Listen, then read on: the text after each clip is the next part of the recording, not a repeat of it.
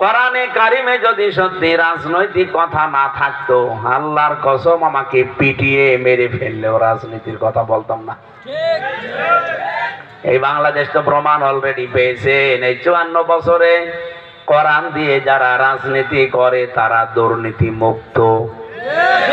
কোরআন বাদ দিয়ে যারা রাজনীতি করছে ওদের পুরা জীবনটাই দুর্নীতি যুক্ত।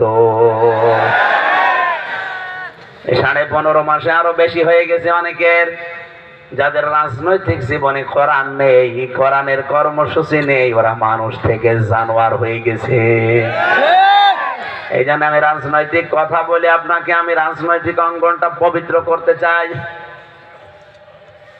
কোরআনের চোখ লাগিয়ে দেখতে পাচ্ছি আপনি জাহান্নামে যাচ্ছেন, আপনাকে বাঁচানো লাগবে। কুফরি রাজনীতি করে যারা জাহান্নামে যাচ্ছে তাদের বাঁচানোর দায়িত্ব আলেমদের। আমার নামের আগে যেহেতু আলেম লেখা আছে, দায়িত্ব নবীজি আমাকেও দিয়েছেন। কথা বলেন ঠিক?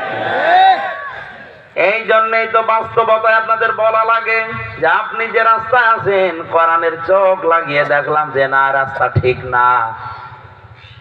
আপনাকে এত মাইকিং করা, আমার মনে হয় কমপক্ষে 5 দিন ধরে মাইকিং হয়েছে, 1 মাস ধরে পোস্টারিং করে আপনাদেরকে জানিয়েছে। এত কিছু শোনার পরে জানার পরও আপনি আসলেন না। কি চিন্তা করে আসেন না? জবাব আপনাকে দেওয়া লাগবে। যদি বলেন আমির হামজা এসে দলীয় কথা বলবে এই জন্য যাইনি, তা আমি যদি আমার দলীয় কথা কোরআন হাদিসের বাইরে বলি আপনার শোনার দরকার নেই।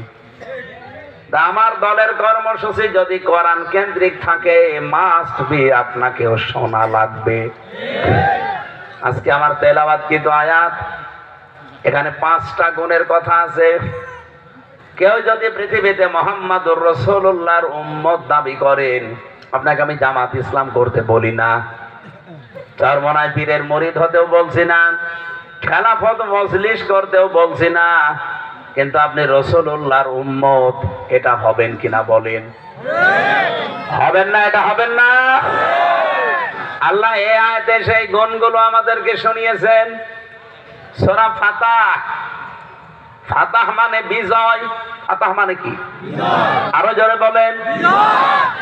একটা সন্ধির মাধ্যমে আল্লাহ বিজয়ের সুসংবাদ দিয়েছিলেন 6ষ্ঠ হিজরিতে। হুদায়বিয়ার যে সন্ধি, কাফেররা মনে করেছে আমরা বিজয় হয়ে গেলাম। মুহাম্মদুর রাসূলুল্লাহকে আল্লাহ সুসংবাদ দিয়ে জানিয়েছেন। অনেক সাহাবী পর্যন্ত এই সন্ধির বিরুদ্ধে ছিলেন যে না, এগুলো মানা যায় না।